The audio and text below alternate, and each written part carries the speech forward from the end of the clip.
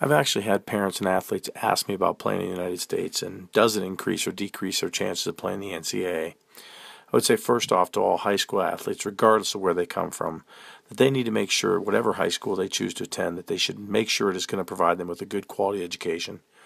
The window for even some of the finest athletes to play football is really quite small.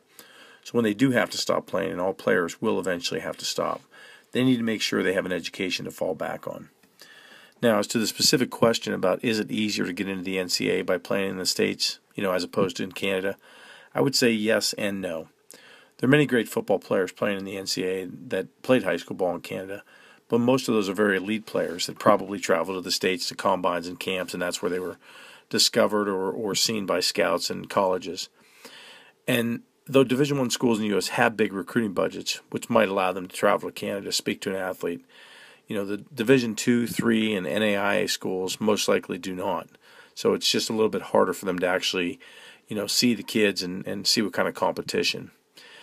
I believe the last I read, there are probably about 1 million high school players in the U.S. each year.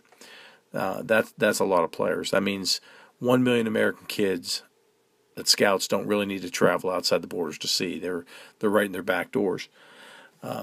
I would also say that the advantage of playing in the United States is that overall the competition that players will go against tends to be higher here, which helps in the recruitment into college. There are a little under 700 colleges and universities in the U.S. that offer football. Those include, Division I, II, III, and as I mentioned before, NAIA. All of these schools play excellent football. And sometimes, it'd be hard-pressed to, tell a small Division I from a good Division II.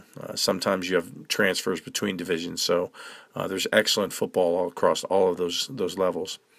I'm not sure the exact number of universities in Canada that have football, but I'm fairly confident it's nowhere near the U.S. total. So just in sheer numbers, there's just a greater opportunity.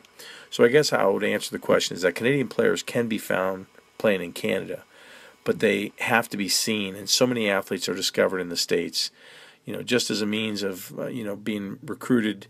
One player is being recruited, and a scout might see him on tape, or, opposing coaches will sometimes refer other players. So there's just so many more opportunities and so on.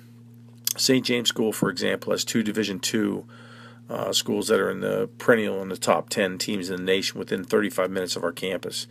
And if you go out from there and extend another hour or two, the number of universities and colleges with football grows by a huge number. So again, there's football at universities everywhere, just a lot of opportunities, and every one of those schools is looking for players. So playing in the U.S. does allow players to be seen and recruited easier, in my opinion, but it doesn't mean it's impossible if you're in Canada.